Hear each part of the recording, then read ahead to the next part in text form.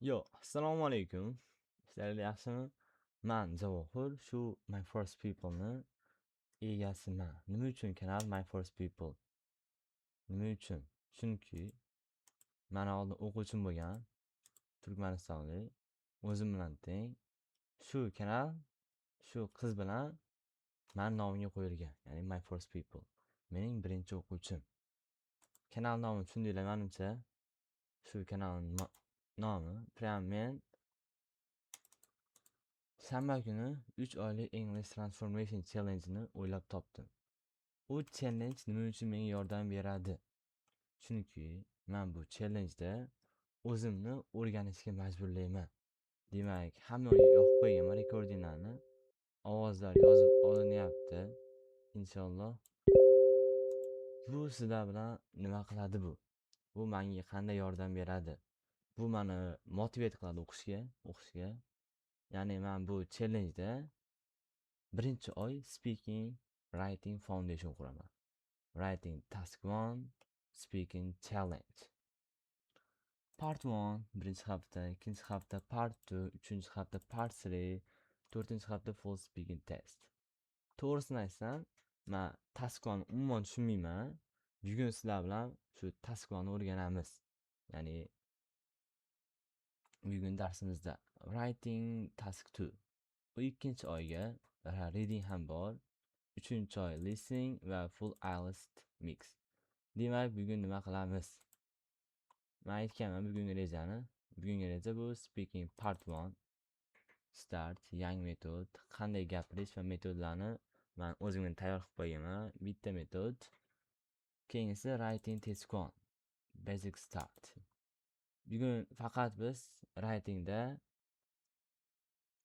biz qanday yozishni o'rganamiz. Introduction.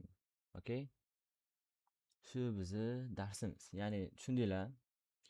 Kanal nomini nima uchun qo'yilganini, uni maqsadi nimaligini, kimga atab qo'yilganini tushundinglar? Meni maqsadim ham tushundinglar. Demak, biz darsni boshladik. Telegramni o'chirib qo'yamiz, ko'p xabar kelmasligi uchun. Endi o'zimiz asosiyga o'tamiz. Men o'zimga Harvard degan papka ochganman va papkani speaking challenge degan papka bor. Men AI bilan gaplashdim.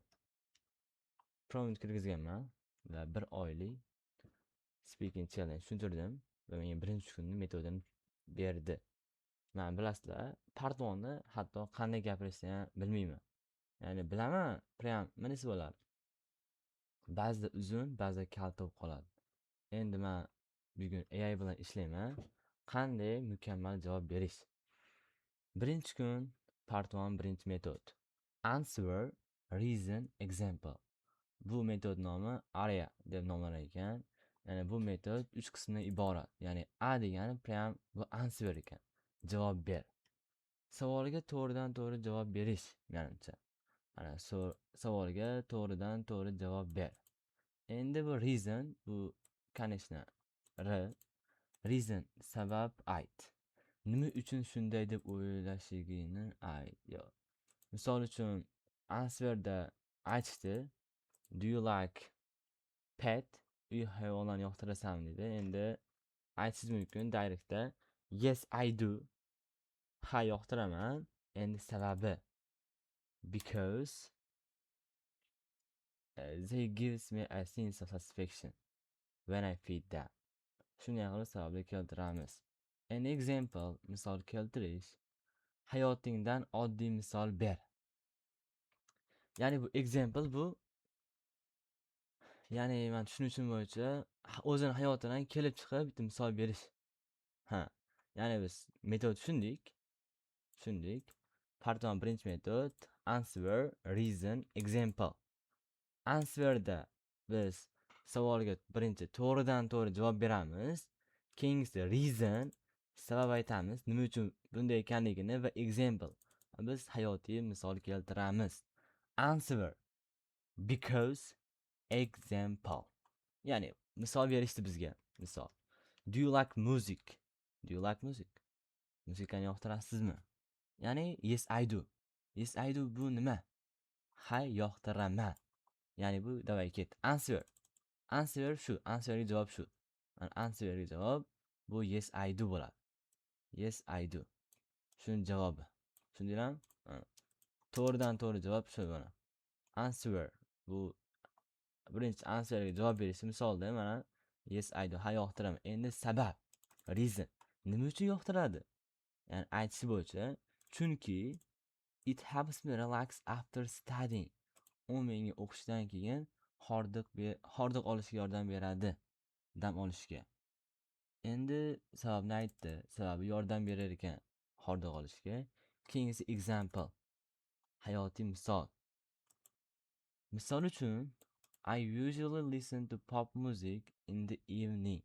Misol uchun, kechalari pop music eshitaman odatda. Yaxshi. Ya'ni berilgan. Birinchisi tushundim, men o'zi tushundim. Yes I do bu demak answer, to'g'ridan to'g'ri. Endi sababini aytish. Sababi shu. Endi nima uchun? Ya'ni hayotiy misol. Hayotiy misol. Hayotiy misol o'zi hayotida ko'p nima deydi, odatda pop muzika eshitar ekan kechasi. Keyingi misolni aytishdi. Do you enjoy reading books? Kitob o'qishni yoqtirasizmi? Nima deydi? Enjoy qilasizmi? O'zbek nima deydi? O'zbek tilida rohatlanmoq. Kitob o'qishdan rohatlanasizmi? Direct answer, ya'ni to'g'ridan to'g'ri savolga berish. Yes I do. Ha yoqtiraman. Yes I do. I enjoy reading books. Kitob o'qishdan rohatlanaman. Chunki reason boshlandi. They help me learn new things. U menga yangi narsalarni o'rganishga yordam beradi. Misol uchun, tez I often read the English learning books. Ya'ni inglizini o'rganish kitoblarini tez o'qib turaman. Ya'ni u menga ko'p narsalar they help me learn new things. Menga yangi narsalarni o'rganishga yordam beradi. Misol uchun, tez ingliz tilini o'rganishga oid kitoblarni o'qib turar ekan. Ya'ni to'g'ri chiqyapti. Misol uchun, yes I do bu direct answer. Sababi because ni boshlangan. Ya'ni sabab example keltirilgan hayotiy misolda. Ya'ni example bu hayotiy misol. Tushundinglarmi? Uchinchisi, do you use your phone every day? Smartphoningizni tez foydalanasizmi? Demak, ketdi. Yes I do. I use my phone every day. Albatta, telefonimni har kuni foydalanaman. Because it helps me communication and study. Chunki u menga ta'lim olishimga va muloqot qilishga yordam beradi. For example, ya'ni hayotiy misol ketdi. I use it to watch English lessons. Men bu it degan telefon. Men telefonimni ingliz tilida darslar ko'rish uchun foydalanaman. Biz tushunib oldik demak. Yes I do bu ya'ni direct answer. Chunki bilan boshlanyaptimi shu? Shu boshlanish bu reason, sabab. Birinchi direct answer berdi. Yes I do. I use my phone every day. Endi direct answerdan keyin sirazi metodiga moslashgan reason aytish. Nima uchun yoqtirishi? U menga muloqot qilishga va ta'lim olishga yordam beradi. Va hayotiy misolda u nima deydi? Ingliz tilida darslar ko'rib turar ekan. Uni telefonidan foydalanib. Bugungi vazifa, AI bizga vazifa berdi. Quyidagi 6 ta savolga ARE metodi bilan javob berish. Do you like English? Do you enjoy listen to music? Do you use a phone every day? What is your hobby? Do you like your hometown?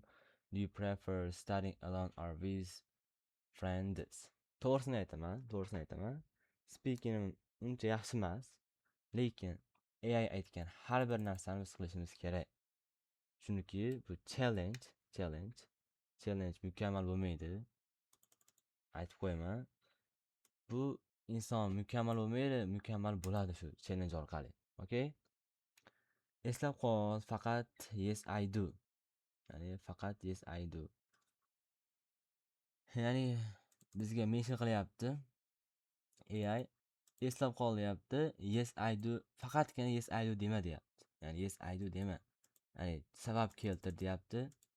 Chunki keltir, ya'ni reason keltir va example ber deyapti. Ya'ni metod bor-u, shunga sol deyapti.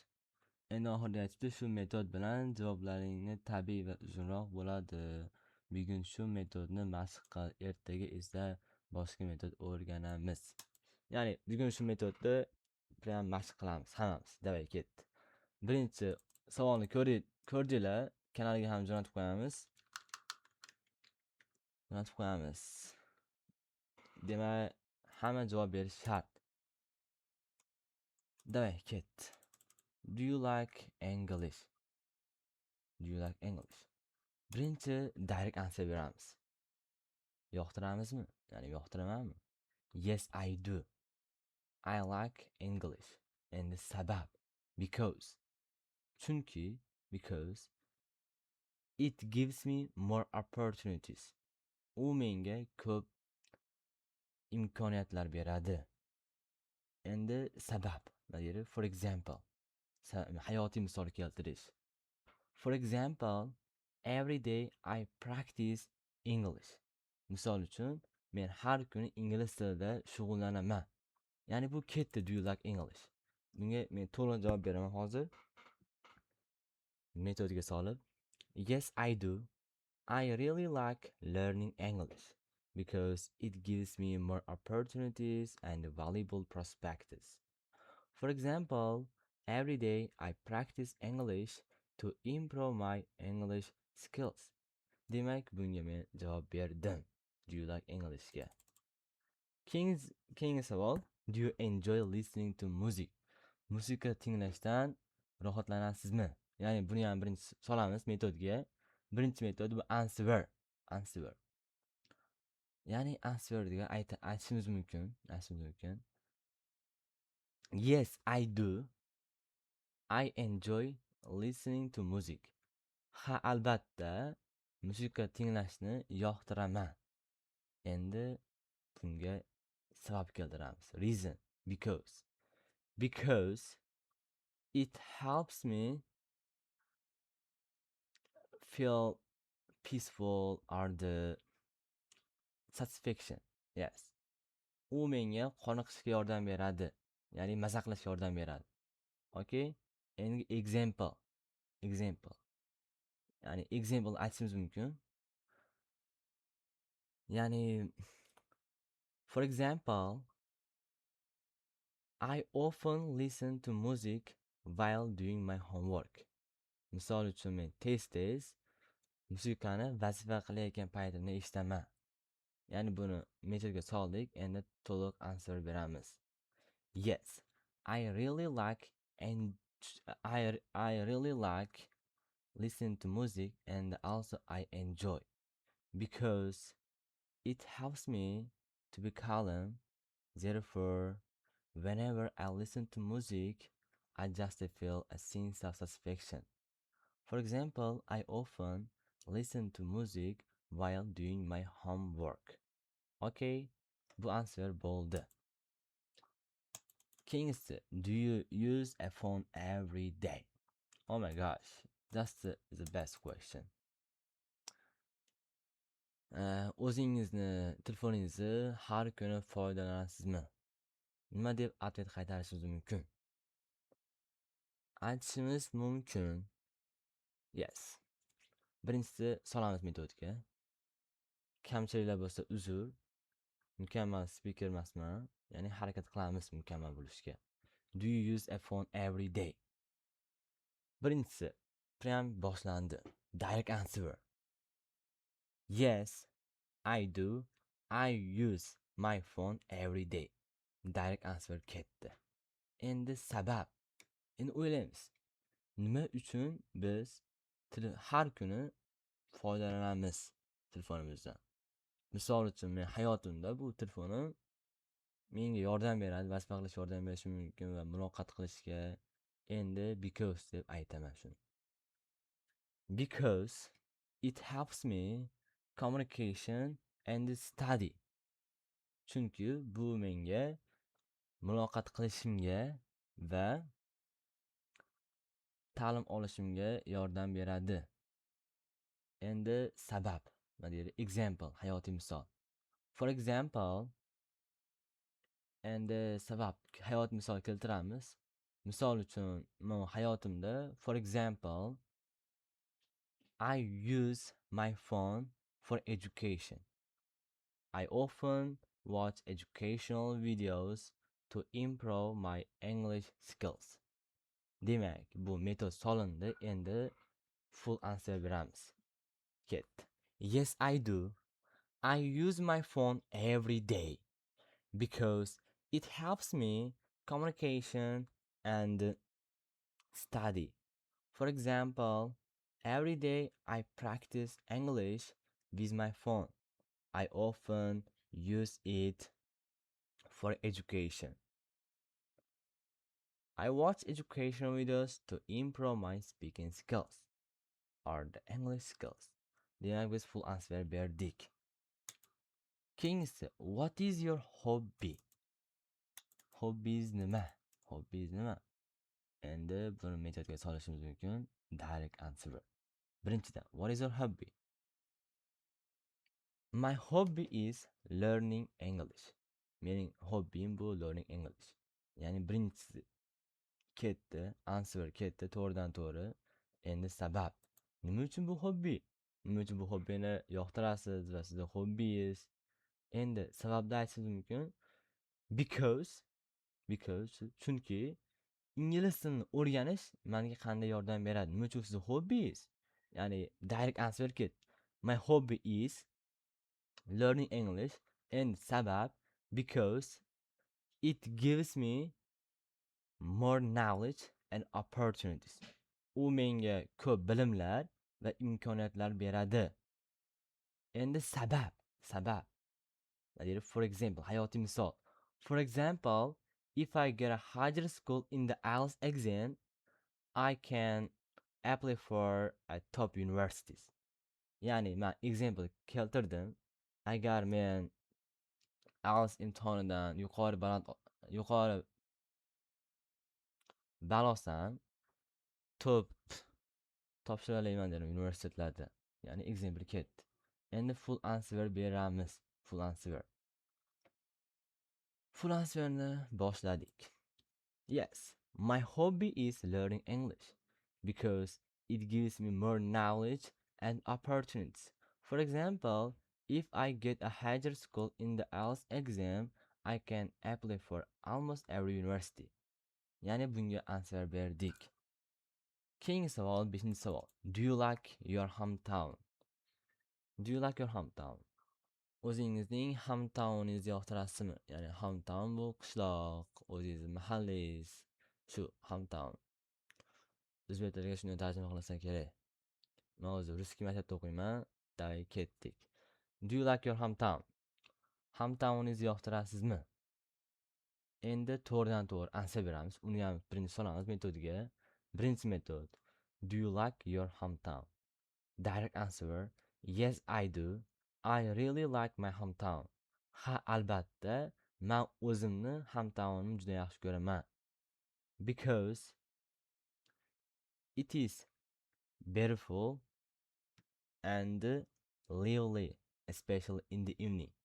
Chunki u go'zal, u chiroyli va nima deydi? Ko'p insonlar yashaydigan joy, ya'ni gavjum deydimi? Ayniqsa kechalari. Shundaylar.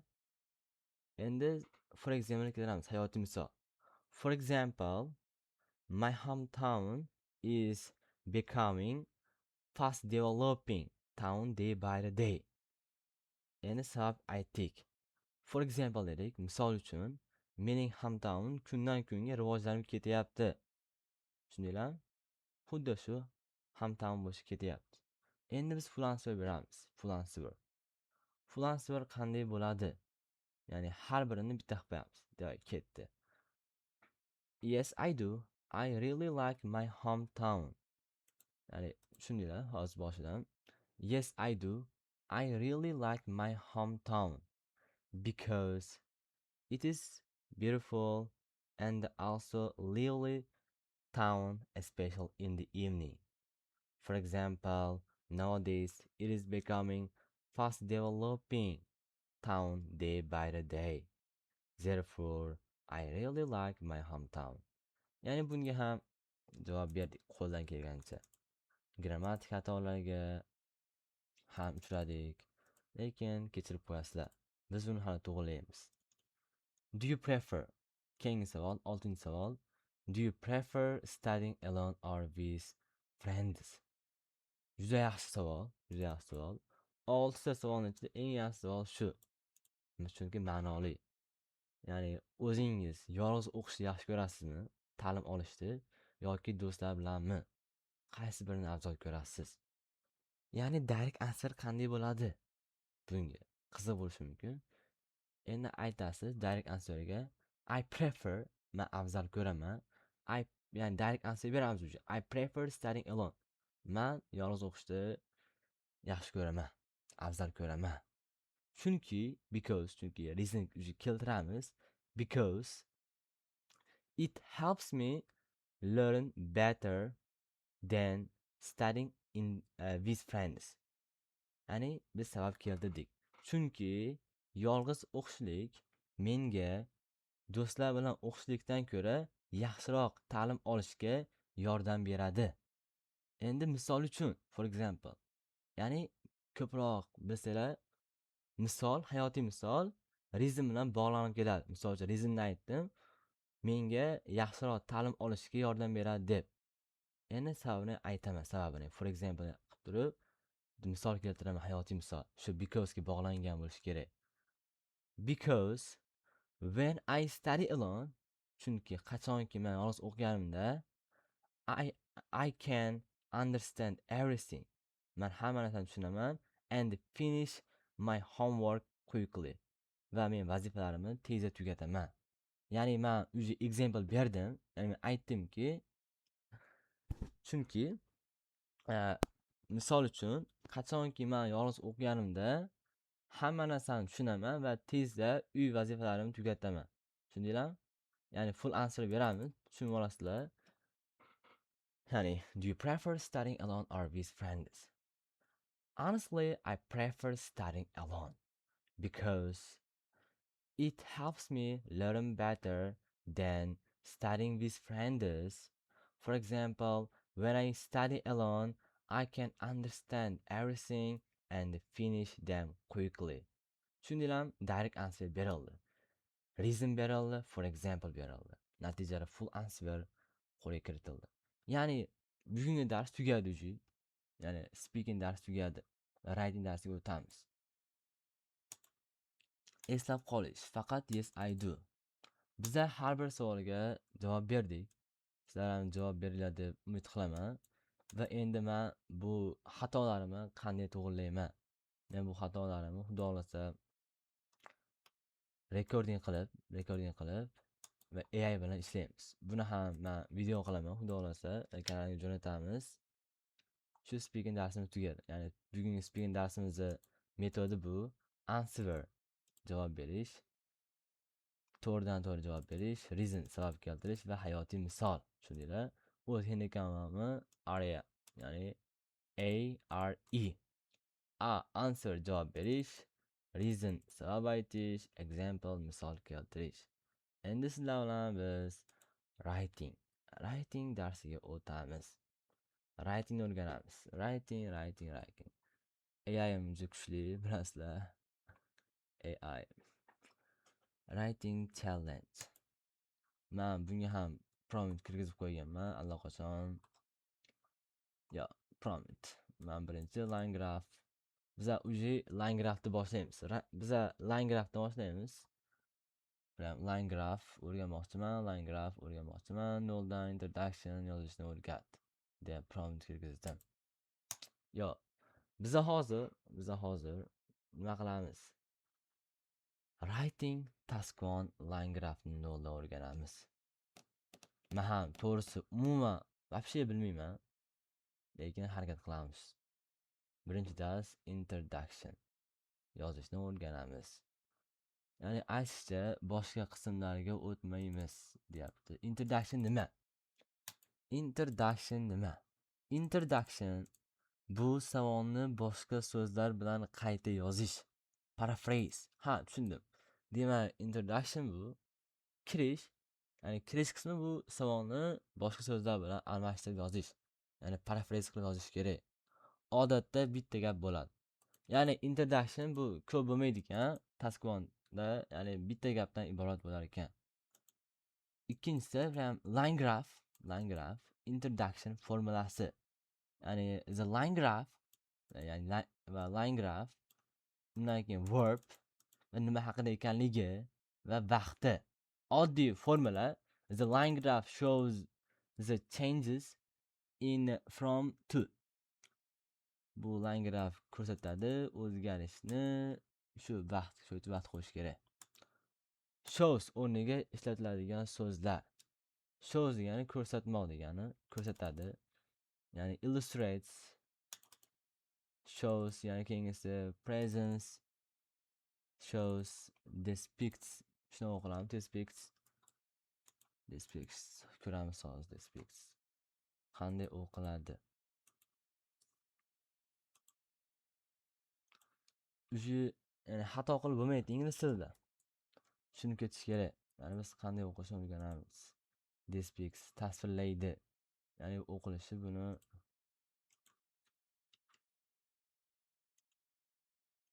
depicts, Oh my gosh. depicts, Yes. Shows depicts deb o'qilar ekan menimcha. Ha, shunday. Qaytaramiz. depicts, Yes. Shows ko'rsatadi. Provides information about, ya'ni ma'lumotlar taqdim qiladi.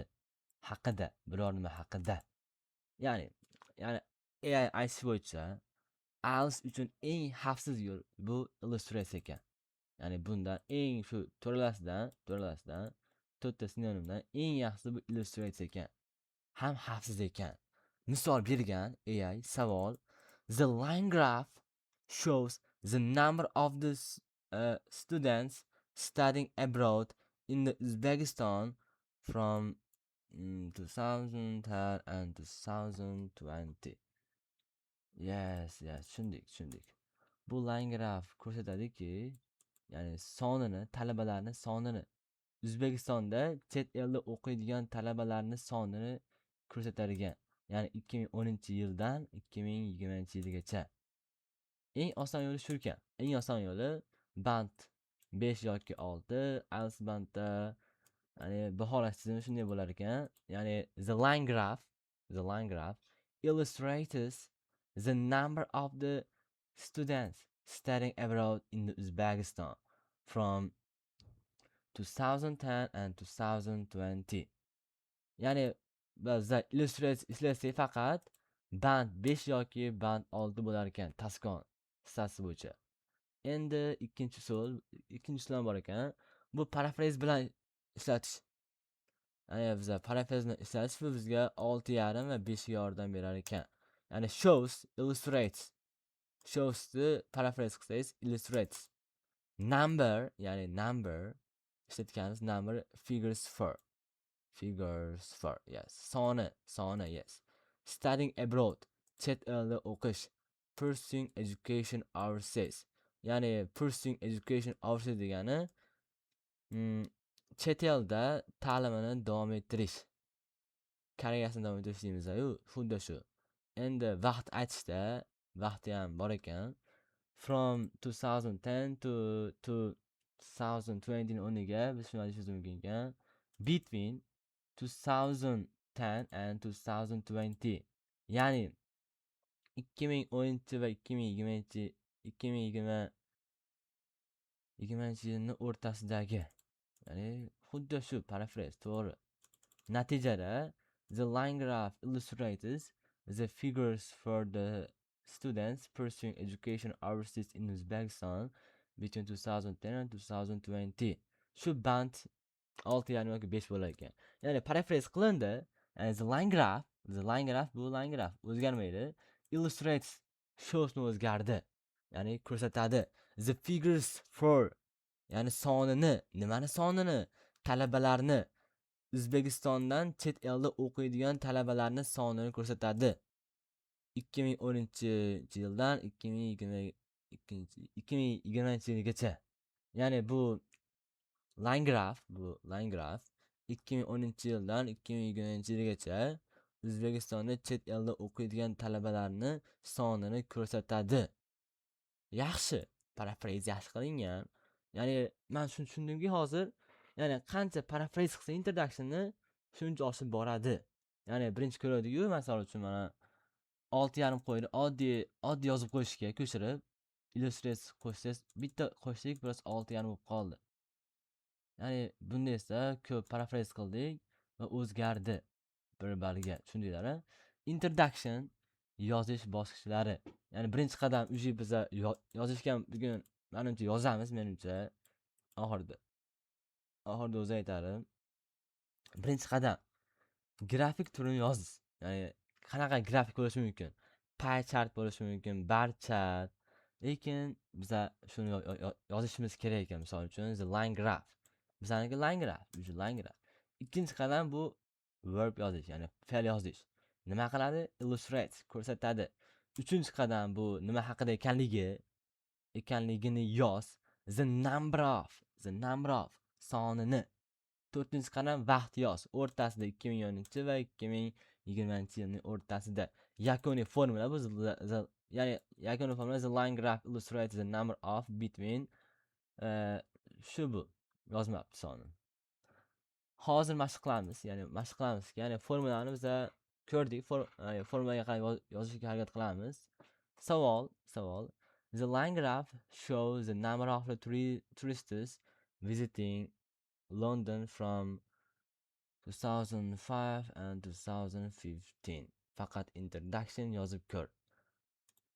Ya'ni tag yozgan, davomini sen yoz, men examiner kabi tekshiraman. Yo'q, malades. Ya'ni xatolarni tekshirar ekan, biz yozsak, ya'ni biz boshladik. Biz introduction yozishga harakat qilamiz. The line graph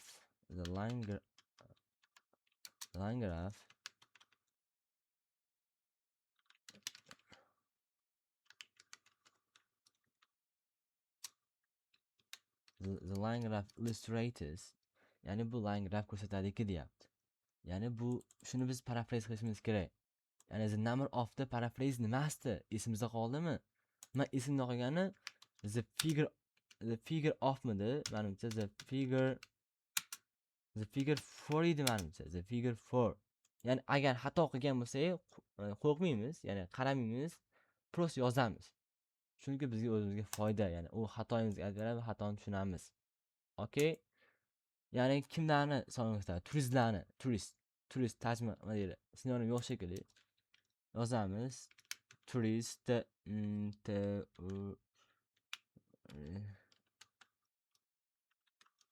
tourists.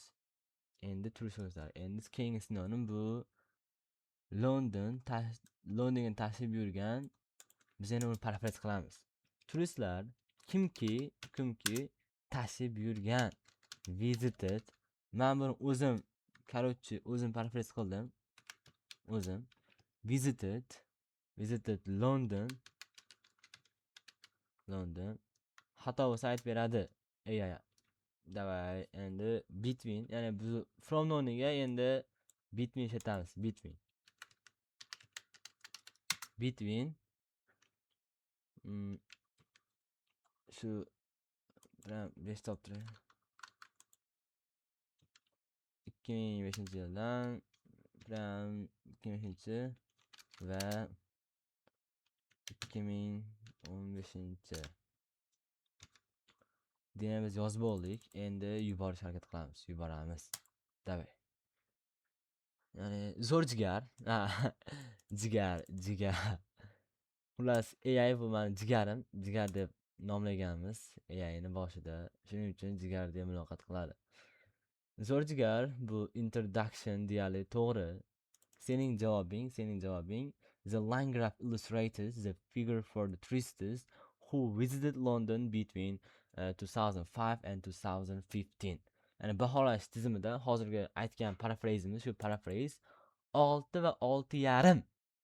Okay? 6 6,5 bo'pti. Ya'ni yaxshi tomonlari nima? Bizlar yaxshi tomonlari nima endi bizniki?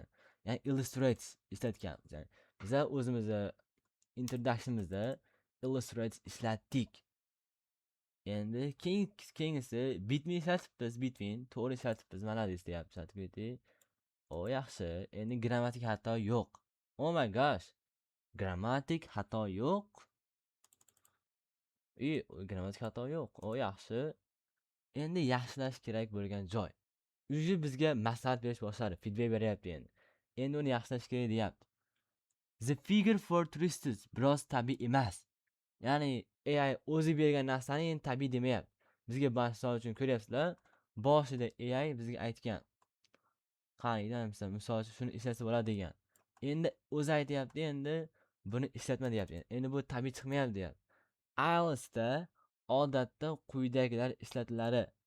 The number of tourists, the figures for tourists, visitors to London, the number of the visitors to London. Malades AI. Bizga 3 ta option berdi. Hammasi paraphrase qilingan. Turistlarning soni, Londonga tashrif buyuradigan turistlarning soni va Londonga tashrif buyuruvchilarning soni. Okay? Ya'ni juda ham yaxshi berilgan. Keyingisi, ya'ni the number of the yodlab olish harakat qilamiz. The number of the visitors to London, the number of the visitors to London. Yodlandi. Band 7 versiya. Ya'ni band 7 chiqiribdi biznikini. The line graph illustrates the number of the tourists who visited London between 2005 and 2015. Demak, qarayda biza the figure for ishlatdik-ku.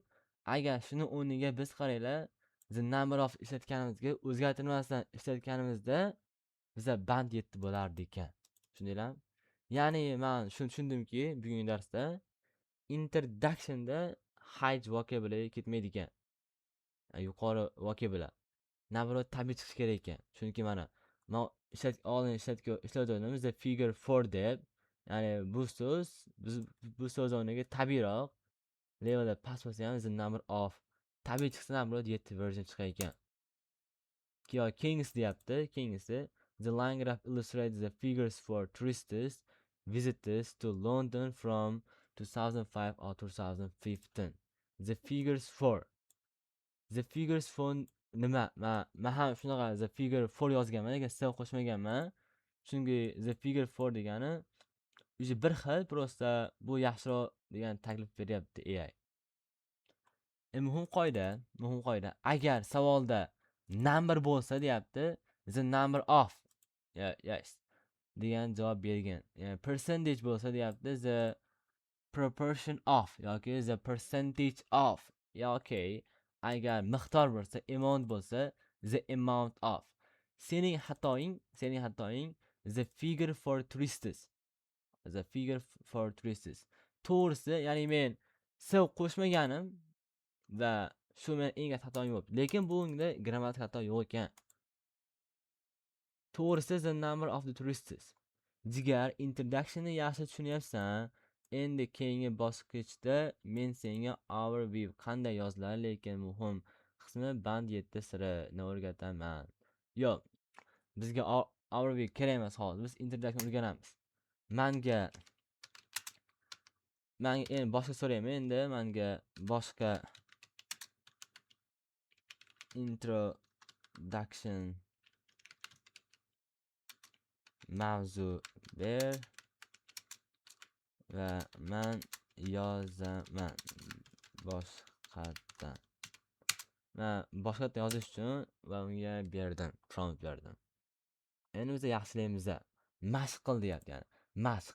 The line graph shows the number of the people using public transport in New York from the 2000 to 2010. Faqat introduction yozamiz. Misol uchun biz o'zi boshladik. O'zi bizga berdi. Ya'ni biz boshladik. Biz keyingisini boshladik. Biz harf yozamiz. The line graph illustrate illustrate illustrators the line graph illustrators, ya'ni biz shuni paraphrase qilib bo'ldik. Endi the number of endi biz paraphrase qilamiz. Nima ishlatamiz? Endi biz s qo'shib ko'ramiz haliginga. The figures bor edi, the figures 4. Endi biz s qo'shdik уже. S qo'shdik. Endi people, shuni biz paraphrase qilishga harakat qilamiz. People using public transport. Ijtimoiy hamma foydalanadigan transportlarni foydalanadigan insonlar, shuni paraphrase qilamiz. People yo biza people nichi biza individuals desak bo'ladimikin? Individuals biza mention qilamiz hozir 1 minut. Individuals ham insonlarga kiradi. Individuals kimki foydalangan, mana foydalangan public transportlarga, public transport in New York.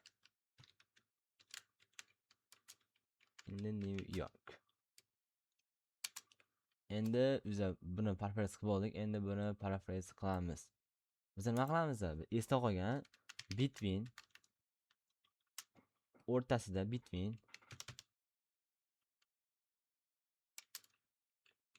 va demak yozib oldik. Endi qiziq joyi, men shuni o'zgartirdimki, men people ni individuals qildim. Ya'ni bu qarorim meni qanchalik to'g'ri yoki qanchalik xato demak tekshiramiz.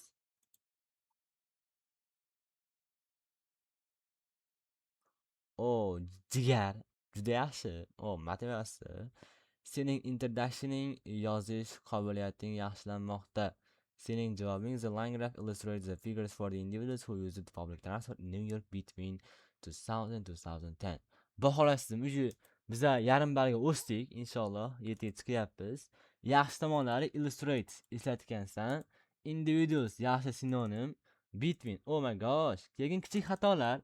New York. Oh my gosh, kichik harf yozib qo'yibman. New York. Ikkala so'z ham katta harf bilan uzr. New Yorkka uzr. Mutlaqo uzr. Figures for individuals who use the public transport grammatik jihatdan to'g'ri, lekin biroz uzun. Ya'ni biz ko'p ishlatdik-ku, misol uchun. Ko'p paraphrase qilyapmiz, shuni yaxshi deyapti, lekin uzun deyapti. Demak, men shuni tushundimki, introductionda uzun gaplar ham yoqmaydi ekan. Ya'ni ko'p band tushirib ekan, bandni. Tabiiyroq variantlar shu ekan. The line graph illustrates the number of individuals who use the public transport in New York between. Ya'ni men o'zimnikini men o'zim yozganni to'g'rilab qo'yibdi boshqa harfini. Shu bilan 7 plus bo'ldi menimcha. Mana yoki deyapti. Keyingisi the line graph illustrates the figures for public transport users in New York between 2000 and 2010.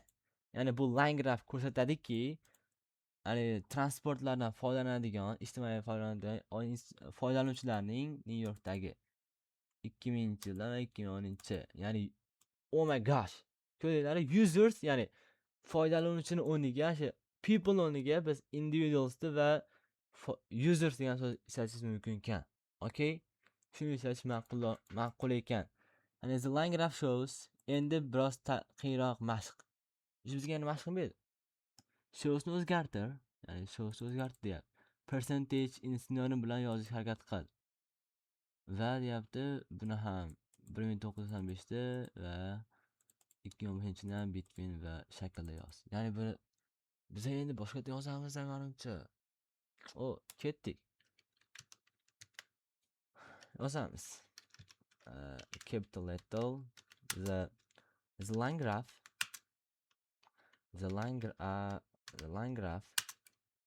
illustrates ko'rsatadiki deyapti the percentage of the household. Percentage, ya'ni bu qanday sinonim bu? Qanday topishimiz mumkin? the percentage'ga the number of bo'larmikin? The number of nima desa yozib ko'ramizmi? The number yozib ko'ramiz endi qiziqishgan. The number of endi oila a'zolari, households oila a'zolari. Households oila a'zolari menimcha. Ya'ni biz nima deyishimiz mumkin? Family member yozsak bo'larmikin? Family members. Family members. Members. Family with internet access in Canada. Biz buni paraphrase qilamiz. With internet internet qaysi aksentasi internet o'qilasiz? Internet akseslari foydalanishlari access in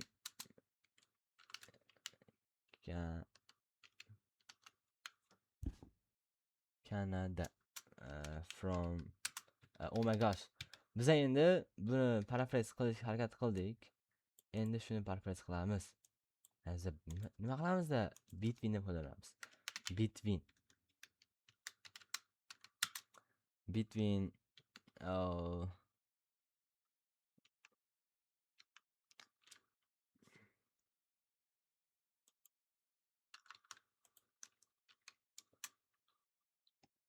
1099 oh my gosh.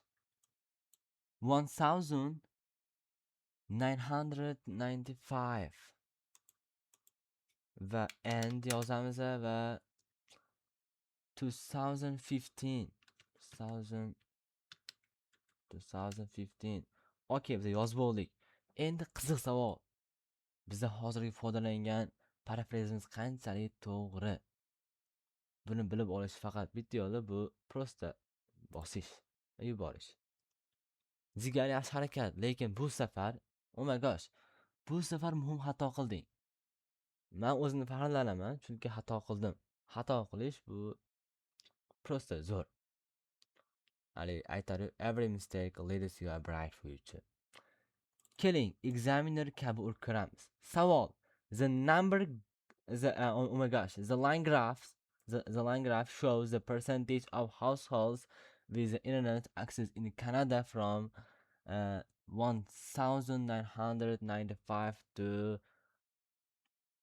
2015. Sening javobing shu. The line graph illustrates the number of family members with internet access in Canada between 1995 and 2015.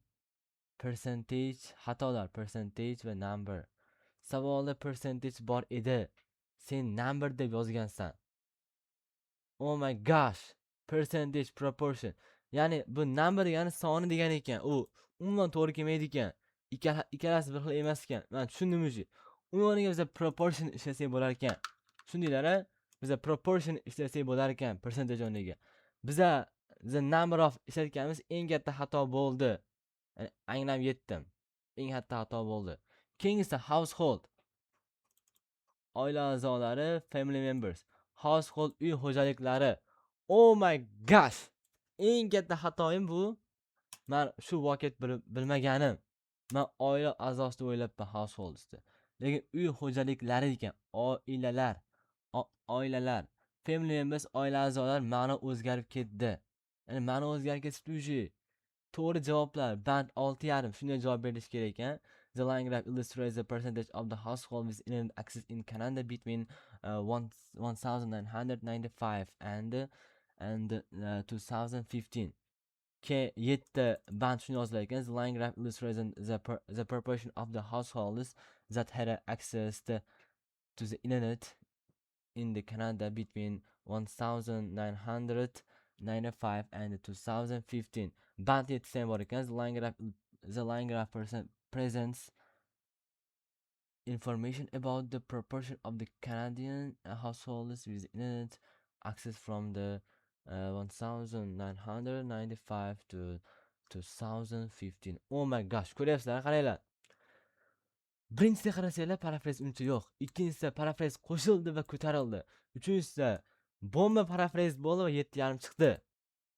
Demak, paraphrase ham katta rol o'ynaydi bu Alice Tasquanda. Savoldagi so'z paraphrase. Percentage proportion bo'lishi kerak, bilib olinglar. Households ham bo'lar ekan. Keyin homes.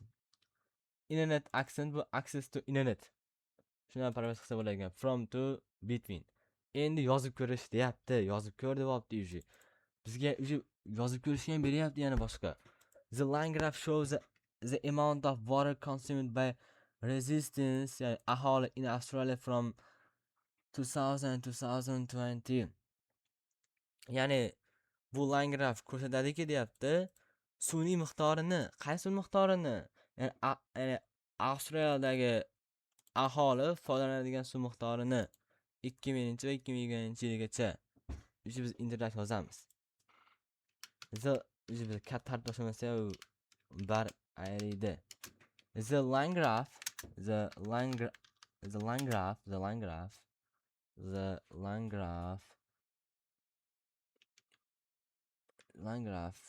illustrates present qilaylik-da.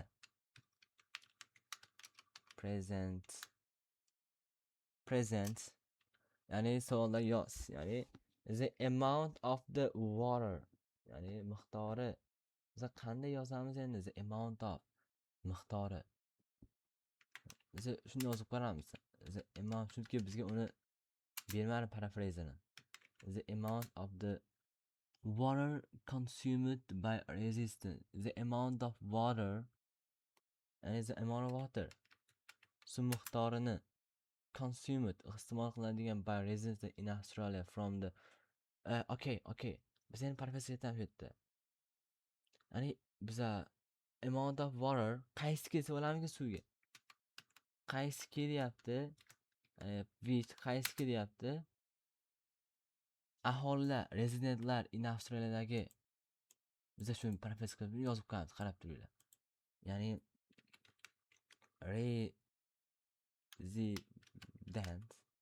resident in Australiyadagi, ya'ni consumed qiladigan consumed.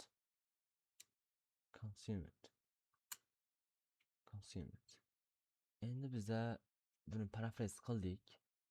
Qo'ldan kelganki, endi biza buni paraphrase qilamiz. Between 2000 and 2020 oh my gosh, 2000 and 2020. Yes. Bu endi eng qiziq tomoni bu mana paraphrase yozganim qanchalik to'g'ri. Qiziq.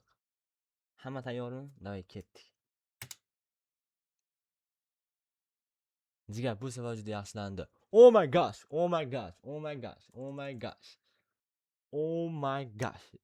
ga chiqdik birodarlar.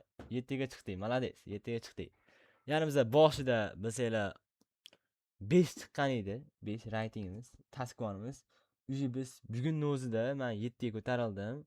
Agar sizlar ham mashq qilayotgan bo'lsanglar, sizlar ham 7 ga ko'tarildinglar menimcha. Ketdi.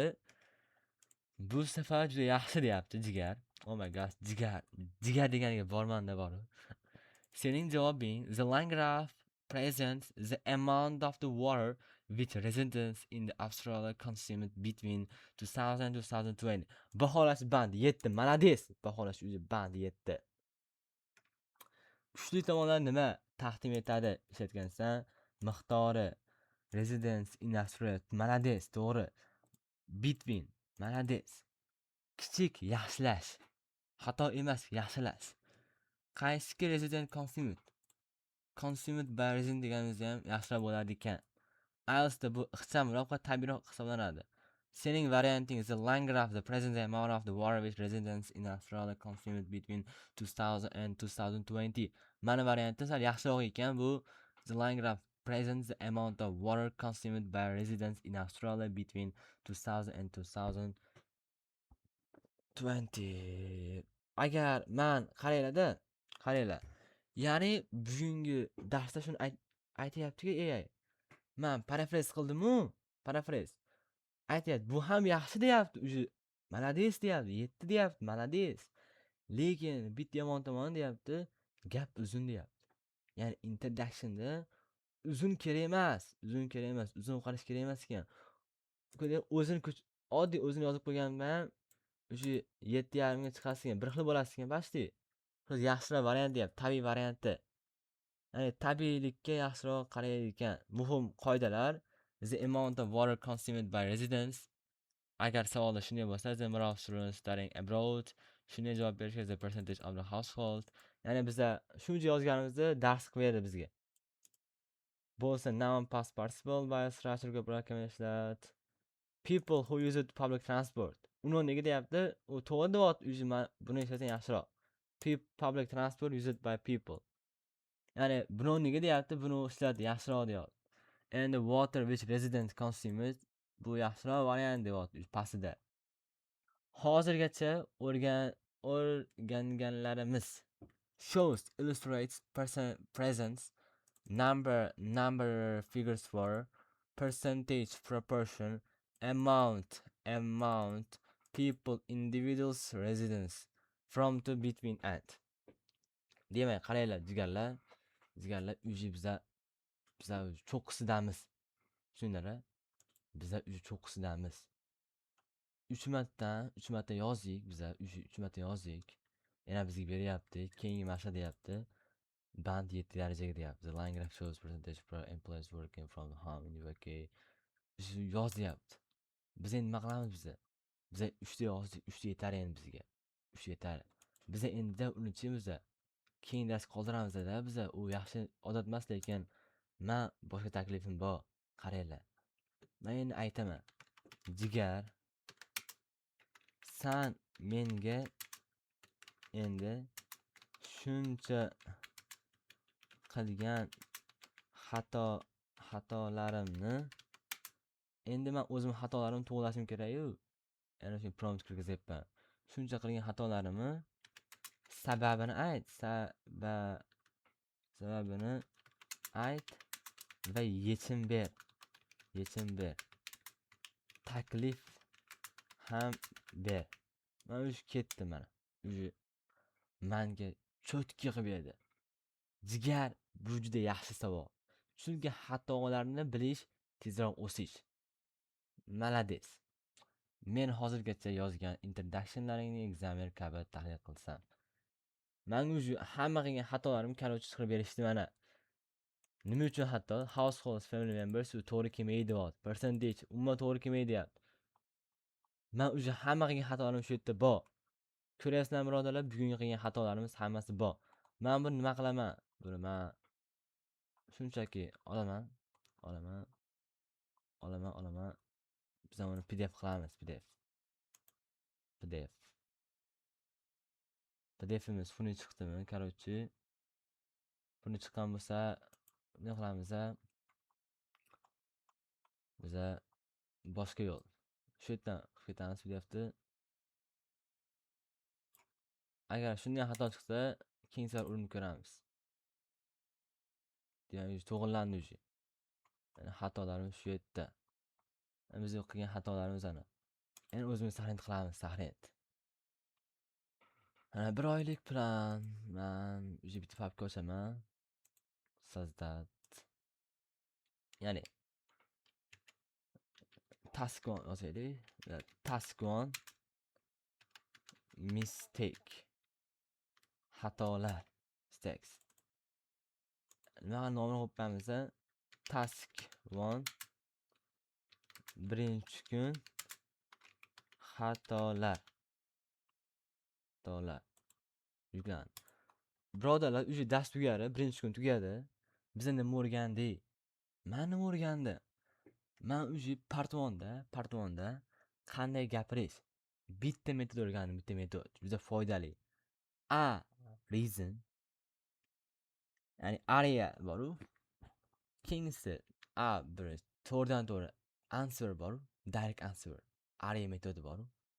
To'g'ridan to'g'ri answer. Reason sabab keltirish. Example, hayotiy misol. Men bunga juda mukammal tarzda javob berishga harakat qildim va inshaalloh speakingda ham hozir writing yozishga tahlil qildim hamma xatolarimni xuddi shunaqa rekording qilib bir ham tahlil qilib kanaliga jo'nataman. Ya'ni bugungi dars tugadi. Endi biz task 1 ni o'rgandik. Biz task 1 da уже hamma narsani o'rganib bo'ldik. Introduction nimaligini, qanday yozilishini mukammal darajada o'rgandik inshaalloh. Mesela birinchi yozganimiz 6,5. 6,5 chiqdi-da, 6,5. Birinchi yozganimiz 6,5 chiqqan edi. 6,5 emas, 5 chiqqan edi menimcha, 5. O'zim qo'rqib ketdim. Keyin yozganimiz mashq qildik. 6,5 ga chiqirdik. Undan keyin yozganimiz xato qildik. Qaranglar-da, o'rtada bitta xato bo'ldi-yu, xato bo'ldi. O'sha band tushib ketdi-yu, hali household'da men family members yozganimga xato tushib ketdi. Men shundan o'zim xatoimni tushundim va xatodagi o'sish bo'lib ketdi, o'sish. Ya'ni aytganman, xato qildik, o'samiz deb. Ya'ni xato qilganim uchun men o'sha task 1 ni, introduction'ni band 7 yozdim. Va nihoyat. Ya'ni men shuni aytmoqchimanki, bugungi dars menga xatolarimni tushunishdi va har bir xato kelajakka yordam berishini, ya'ni o'rtada yiqilish bo'lsa ham taslim bo'lmasdan yozaverdik va natijada band 7 chiqirdik. Inshaalloh keyingi darsda line graph'da overview'ni o'tishga harakat qilamiz. Okay? Dars tushunarli bo'lgan deb umid qilaman. Endi dars tugadi. Sizlar bilan Muhammad Alib Javohir bo'ldi. Bye.